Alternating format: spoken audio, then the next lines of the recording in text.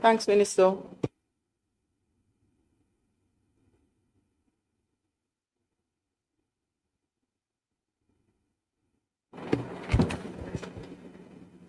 Responding to statement by Minister is the member from Westmoreland Eastern.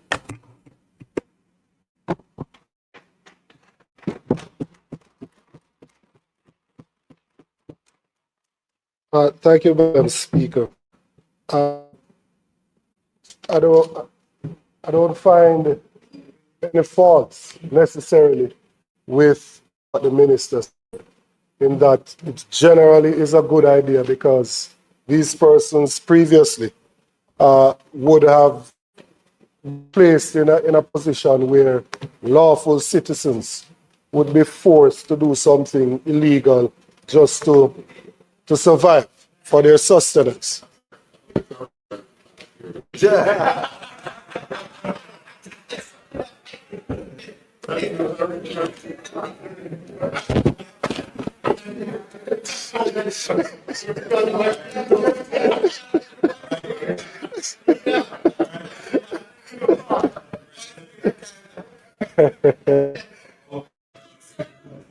Madam Speaker,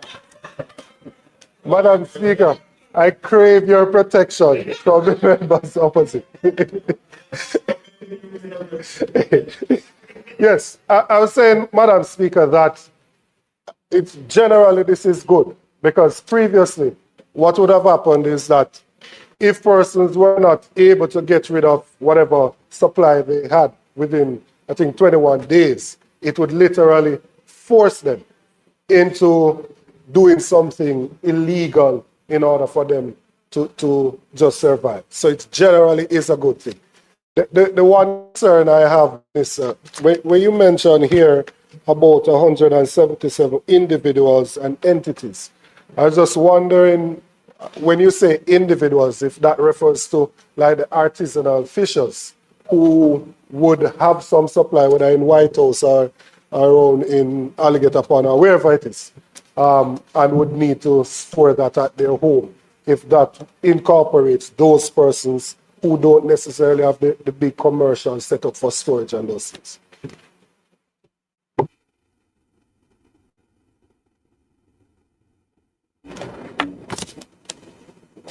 The member from St. Andrews South. Thank you, Madam Speaker. Minister, I was just in listening. I had two thoughts which I want to run by you. We haven't seen the regulations themselves, but do they provide for rights of inspection? I assume they do.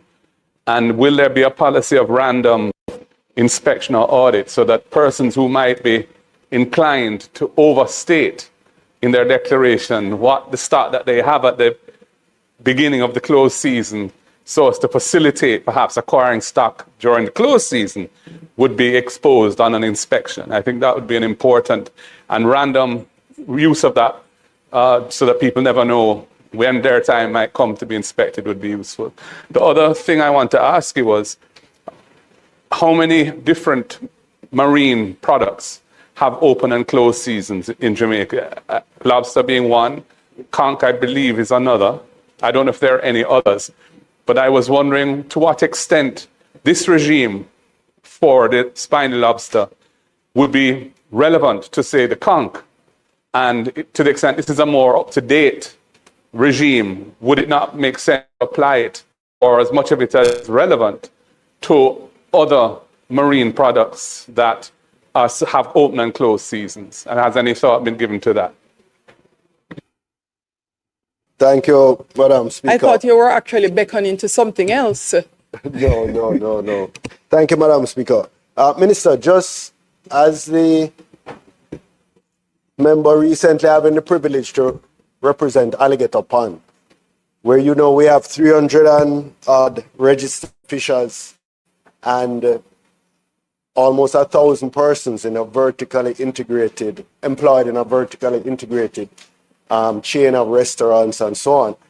The small fishers don't have the benefit of being able to afford storage for any significant length of time. And in a recent constituency development plan, we identified that cold storage that would be available to those fishers would allow them to expand their income substantially without increasing risk of spoilage or having to effectively dump the goods. So could you say, Minister, while I am in support of this because it now facilitates measures like this, but you know, often the catalyst has to come from the government. Because if we rely only on the aggregators, the small fishers will not fit. So can you say if there are any plans to provide cold storage for the fishers in Alligator Pond and other similar beaches? Hold on